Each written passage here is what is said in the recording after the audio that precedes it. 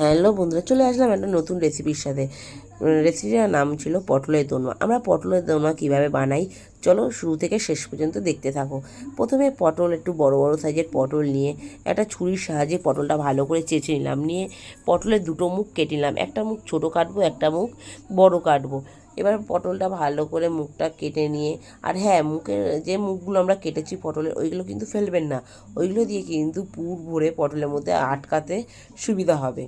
ওর জন্য আমরা পটলের দানা মুখগুলোও রেখে দেবো। এবার পটলের দানাগুলো বার করে নিয়েছি। নিয়ে পটলের দানাটা আদা, রসুন, পেঁয়াজ, লঙ্কা, জিরে, ধনে, সর্ষে, রাঁধুনি আর টমেটো সব একসাথে বেটে নিয়েছি। আমি আলাদা আলাদা করে বেটেছি, আপনারা চাইলে একসাথেও বাটতে পারেন। এবারে কড়া বসিয়ে কড়াটা গরম করে কড়াই গরম হলে একটু তেল দিয়ে কড়ার মধ্যে মশলাগুলো একে একে দিয়ে দেবো। দিয়ে ভালো করে যতক্ষণ না মশলাটাতে তেল ছাড়ছে ততক্ষণ একটু কষিয়ে নেবো। তারপরে আগে থেকে ভেজে রাখা চিংড়ি মাছটা দিয়ে দেবো। দিয়ে ভালো করে যত না কষতে থাকবো যতক্ষণ না তেল ছাড়ছে আরও ভালো করে। এবার যে না মশলাটায় তেল ছেড়ে এসে দেখলাম আমরা একটা ডো মতো হয়ে এসছে। এবার গ্যাসটা নিভিয়ে কড়াটা একটু রেস্টে রেখে দেবো যাতে ঠান্ডা হয়ে যায়। তারপর একটা থালার মধ্যে পটলগুলো আর পুরটাকে নিয়ে আমরা গিয়ে এক এক করে পটলের মধ্যে দিয়ে নিলাম। এবারে দেওয়ার পরে একটা মুখ আটকে দেবো, পিছনের দিকে মুখটা কিন্তু আমাদের না আটকালেও অসুবিধা নেই। এবার আপনারা টুথপিক বা ঝাঁটার কাঠি দিয়ে মুখটা আটকে এবার এক এক করে এইভাবে সবগুলো করে নেবেন। দেখুন, আমি প্রথমে একটা দেখিয়ে দিয়েছি, তারপরে সেম আরেকটা আপনাদের সুবিধার্থে দেখিয়ে দিলাম।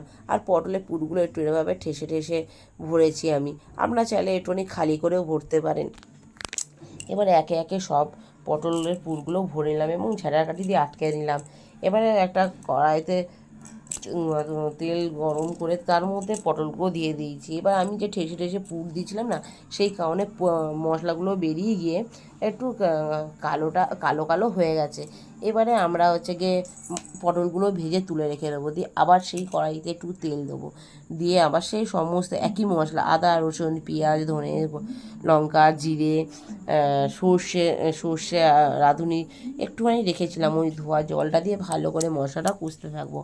এবার যতক্ষণ না দেখবো তেল ছাড়ছে ততক্ষণ পর্যন্ত কষবো। কষে যে না দেখবো তেল ছেড়ে দিয়েছে মশলা থেকে, তারপরে ওই সর্ষে ধোয়া জলটা দিয়ে একটু ভালো করে একটুখানি নাড়াচাড়া করে নেবো। নিয়ে আগে থেকে ভেজে রাখা পটলগুলো আমরা একে একে দিয়ে দেবো। যেই না দেখবো একটুখানি ফুটে গেছে, তারপরে জলটা কিন্তু আপনারা পরিমাণ মতো দেবেন।